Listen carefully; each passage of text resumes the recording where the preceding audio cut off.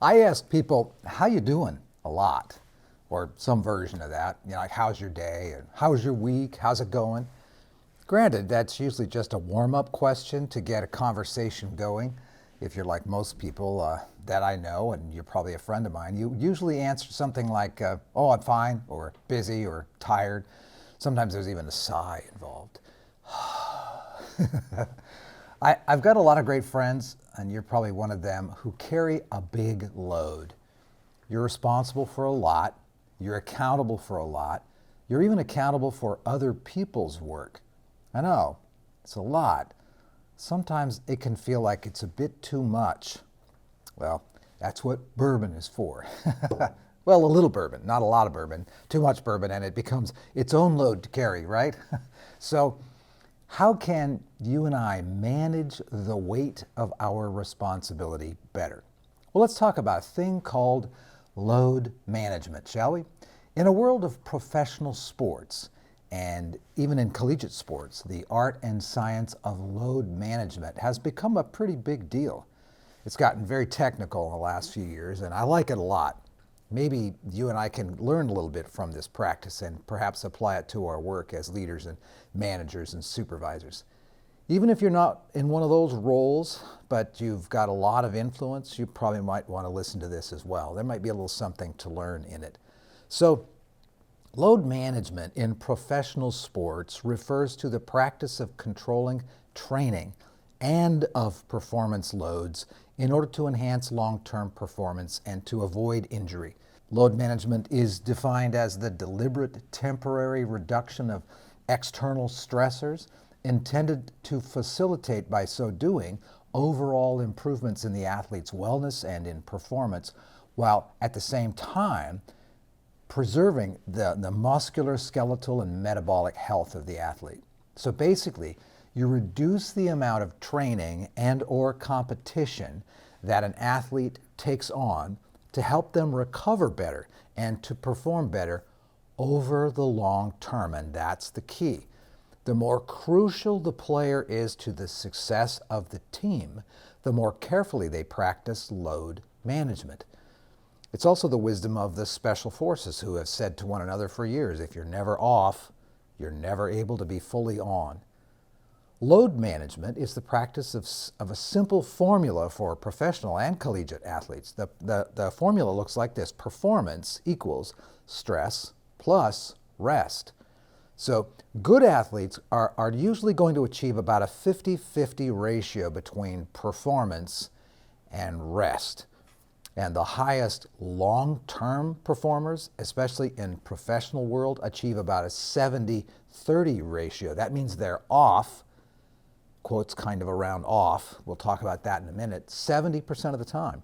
And they're on and fully on, performing, and that includes intense training and on the field or on the court kind of performance, 30% of the time. The rhythm and the ratio of performance, rest is crucial to load management. Sound nice, huh? You and I probably won't need to practice that high level of 70% off and 30% on kind of ratio, but we'd be kind of wise to aim for something like a 50-50 or a 60-40 kind of ratio in our life. So what does this look like? Load management is all about smartly increasing the load during training so that in the game, the athlete can perform at a higher level. It's built upon 5 simple key concepts that you and I can learn from in our role as a leader or a manager or a supervisor, someone who carries the load of needing to influence others in a good direction. So 5 key concepts. Here's one: the intensity and the complexity of the training needs to slightly exceed the intensity and complexity of the game out on the court. Second key concept: treat the game itself like training, and treat the training like it's part of the game. Third key concept: give maximum effort. That's giving everything you've got, only occasionally. But try to shoot for 85% effort when you need to over the long run. It's much more productive. And you train so that that 85% effort slowly increases in productivity over time to a higher and higher level. The other day I was over at my son Jonathan's home. We were building a platform and then he's going to put a shed on that platform. And my 2-year-old grandson named Remy was out there helping us, of course. We had all the tools and everything heavy. We're watching him, so we're pretty safe. But he walked over and picked up a Milwaukee drill, and it has a battery on the bottom of it, and there's no drill bit in it, but he picked it up. So he's 2 now. So the Milwaukee drill was quite heavy for him to hold and to squeeze the trigger on. And we watched his face when he held it up, just joyfully, and his face contorted, and he gave it literally all of his effort to hold it up and squeeze it, and then laughed and set it back down. He had that maximum effort for 4, 5, or 6 seconds. That's maximum effort, by the way. That's something that you want to be able to look for in the development of a child. If they regularly do things that require maximum effort, then they're probably going to perform and do very, very well, at least early on in life, unless you wreck them as a parent. Anyway, so if you and I are going to do load management, we want to have occasional times when we do maximum effort, but it needs to be in small bursts, and not a lot of them. So here's the 4th key concept about load management. Rest does not mean just doing nothing for long periods of time, or like a long walk on a beach, or a bubble bath, or something like that. Although rest like that is a crucial part of load management, it's a smaller part than you might think. Doing nothing for a very long period of time will result in what we in sports psychology called detraining. It's like the unlearning that happens in the mind of like a 5th grader when they don't read or they don't do any math or anything precise or disciplined over the summer, and then they come back at the beginning of the school year. They've kind of unlearned or detrained. So that's not what we mean by rest. So here's the 5th key concept that load management is built on that it might apply to you and I. Rest means short breaks to allow the body and the mind to recover, like a good night's sleep. But then rest means engaging thoroughly in something else. Have you ever wondered why so many pro football players play golf and they get kind of good at it? Have you ever wondered why golfers run and swim? Have you ever wondered why rugby players get drunk and start fights in bars? Well, you get the idea. Maybe not about the rugby players. Maybe that's not their sport, but they sure do that a lot. So the old adage, a change is as good as a rest, is the point I'm trying to make here.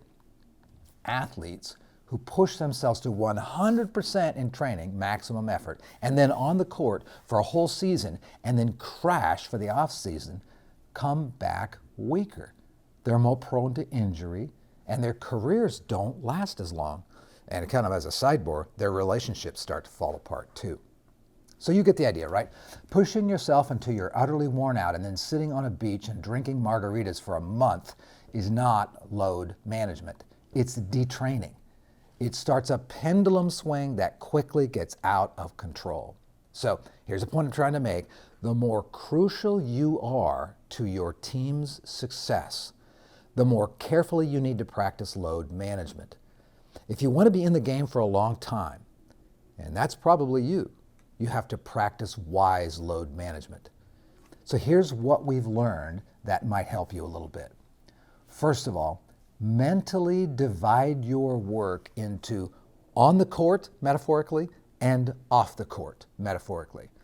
On the court is performing. In your job, it's performing. It's the game. That means there are usually other people involved. They're usually looking at you or to you. They're listening to you. They're relying on you in the moment. You're leading a meeting, or you're having a performance management conversation with somebody, or you're interviewing somebody, or in a board meeting, or you're making a presentation. Anything that involves other people paying attention to you, eyes on you, whether it's virtually or in person, all right? And anything that involves deciding on or doing something for others. It's writing and reading emails. It's tracking the stuff of work. It's doing the details of your job. You get the idea here, right? It's the stuff of work, all right? Off the court is preparing for the game.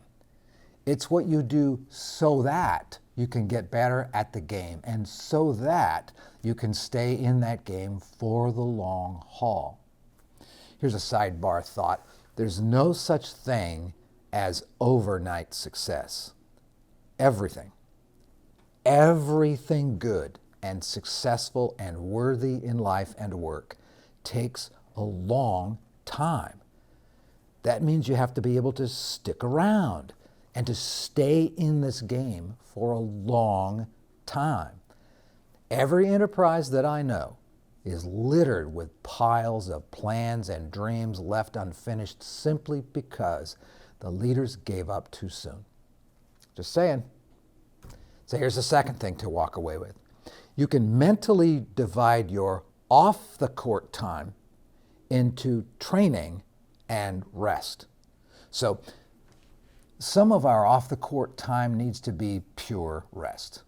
Physical, mental, psychological, physiological rest, okay? But most of the off-the-court time needs to be spent in training. That is training on specific skills that you need. For example, have you got a numbers job? Well, then train yourself to be better at numbers. Have you got a people job? Well, then train yourself to be a better listener and a better communicator. Have you got a job that requires really good judgment? Well, then train yourself to remember dates and names and details, because out of that garden grows judgment. Does your job require a lot of public speaking, for example? Well, then train yourself to be really good at that. But training is also deliberately engaging in learning and getting better at something that is not like your work.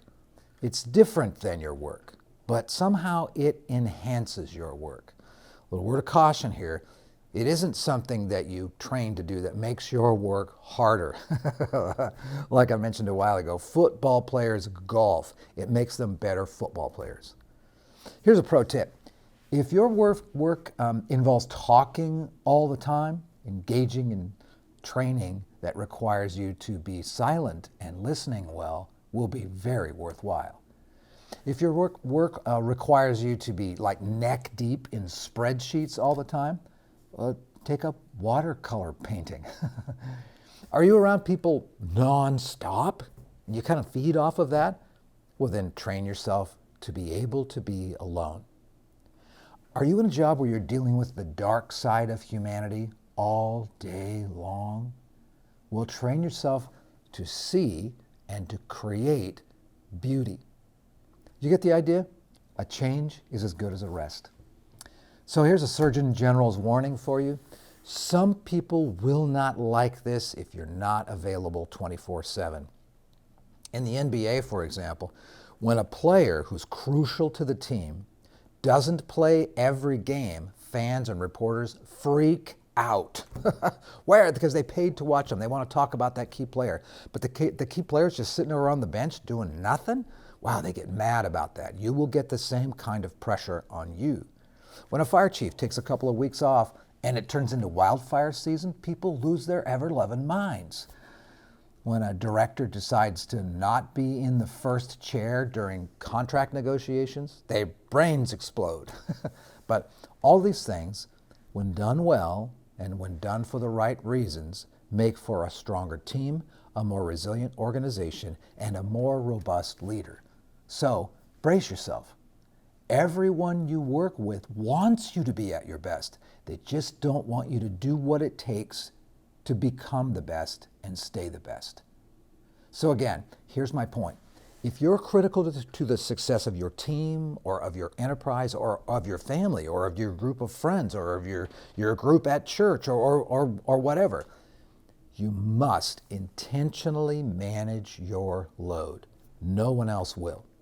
Your work is probably more noble and more important maybe than a basketball game or a football season. And because of that, we need you to succeed.